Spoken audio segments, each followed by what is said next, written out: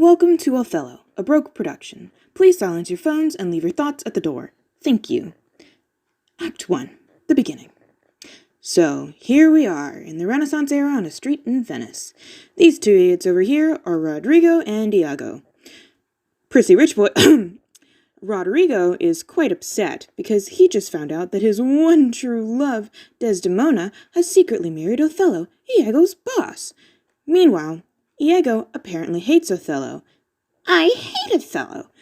Yeah, buddy, I know you do. Because he passed Iago up on a promotion. Instead, Othello gave the title of lieutenant to Michael Cassio, rookie idiot extraordinaire.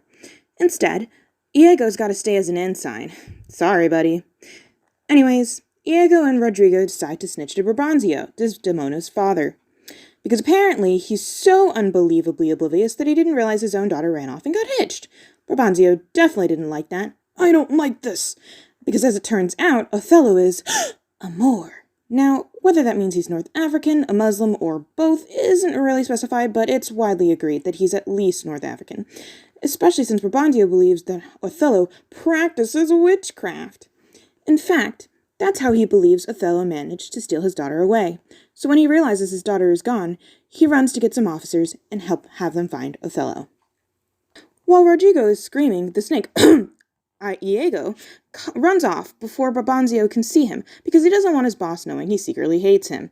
Meanwhile, with Othello, a wild Cassio appears, and he has a message from the Duke. They need Othello's help on the Turkish invasion of Cyprus. Then Brabantio appears with Rodrigo and others and doesn't hesitate to accuse Othello of using magic to steal his sweet, darling angel Desdemona. He goes with Othello to file a complaint with the Duke and accuses him again, just with more witnesses this time, specifically the Senate. He's guilty! Of course, the Duke was having none of this, and after Othello explains he won her over by telling her wild tales of his dashing adventures and bringing in the stunning character witness Desdemona the totally not biased, the Duke decides to send Othello to Cyprus. Oh, and Desdemona's coming too. Yay! Once again, it's these scheming little losers. Tweedledee laments how woe is he now that Desdemona is taken, but Tweedledum insists that he has just the plan. Oh, and he makes fun of Rodrigo for wanting to drown himself, but that's not important. Don't worry about that. Anyway, Iago gives Rodrigo one of the least motivating pep talks in the entire world, and then tells him to go to Cyprus, for his love awaits. Rodrigo is stupid, moved, and does just that, giving Iago the alone time he's always wanted to finally have his mandatory evil villain soliloquy. During which, he finally admits the other half of his reasons for wanting on Othello. He thinks Othello slept with his wife, Amelia. Gasp! Whether or not this is true is never really proven, but whatever.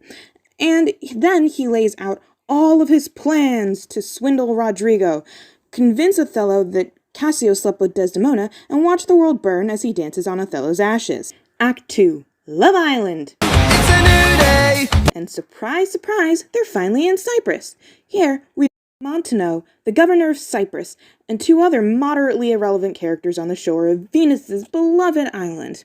A third nobody arrives and tells them a Turkish fleet got wrecked in a storm, and then Cassio appears because his ship wasn't weak. And then the main cast plus Amelia finally arrives. Cassio and Desdemona shake hands, and Iago uses his tiny, insignificant moment to tell the audience that he'll use this to ruin Cassio. Othello announces a huge celebration because now that the storm destroyed the Turkish ships, Cyprus is safe.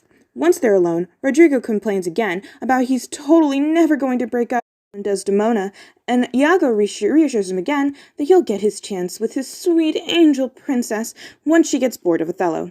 But he also warns that she'll probably be interested in Cassio first, and tells Prissy Boy to start a fight with Lieutenant Rookie at the evening celebration, and, oh, what's that? Another soliloquy! Iago explains that getting rid of Cassio is the first step in destroying Othello, so that night he gets Cassio drunk and gets Prissy to fight him. Let's get ready to rumble! 5 seconds later, Cassio is chasing Rodrigo around until Montano holds him down and, oh, oops, never mind, he stabbed him. He definitely stabbed him. Sorry, Montano. Anyway, Iago gets Rodrigo to raise the alarm in town, and Othello, who is interrupted while trying to get down to the funky sound with Desdemona, isn't happy. He demands to know what happened. Iago pretends to be sad when he snitches on Cassio. Othello demotes Cassio.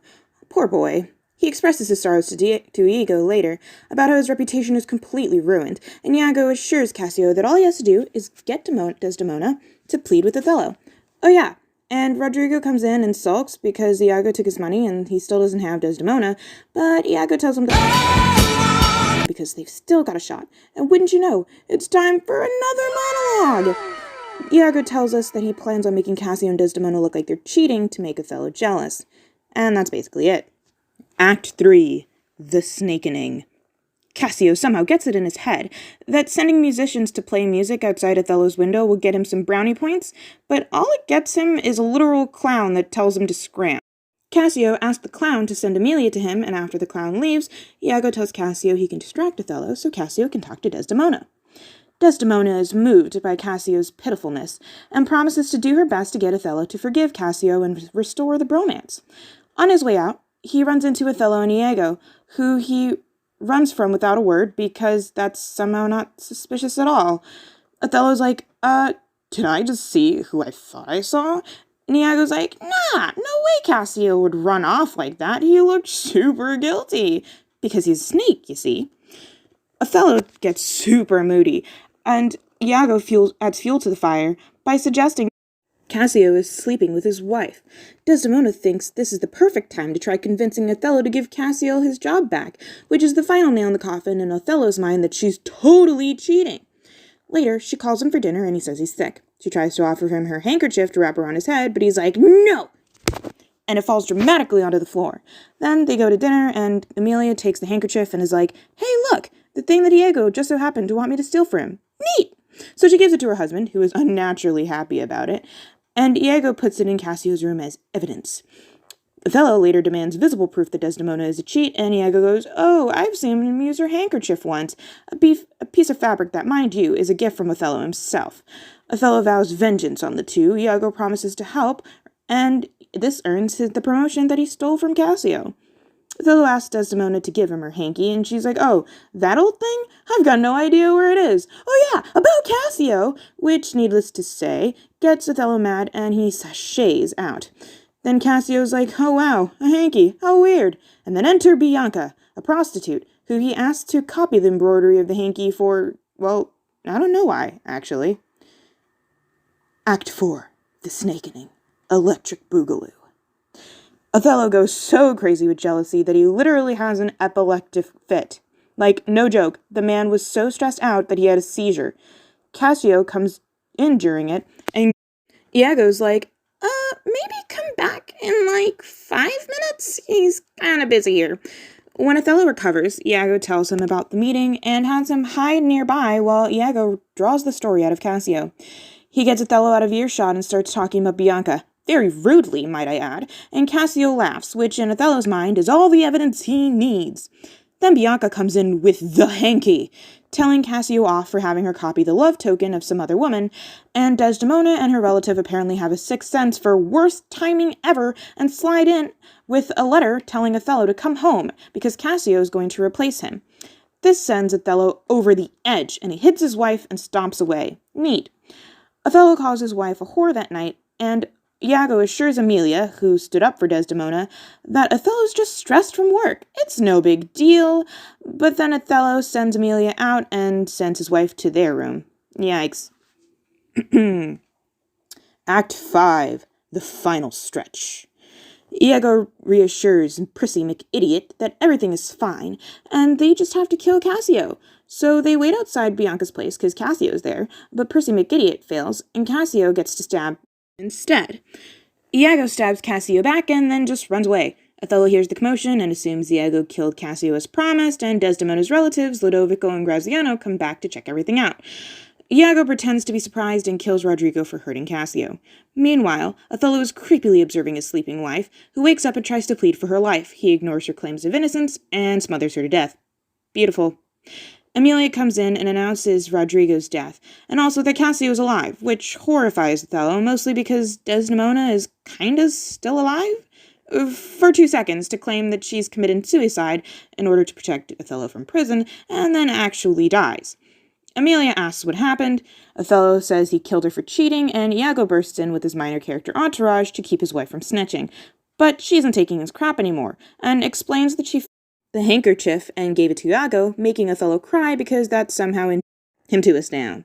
He tries to kill Iago, but fails, and Iago kills Emilia instead, and Othello gets his second wind and cuts Iago before being disarmed again, is told he needs to go to trial in Venice, then makes a big long speech about how he wants to be remembered and kills himself with another blade that he somehow had on him but didn't use.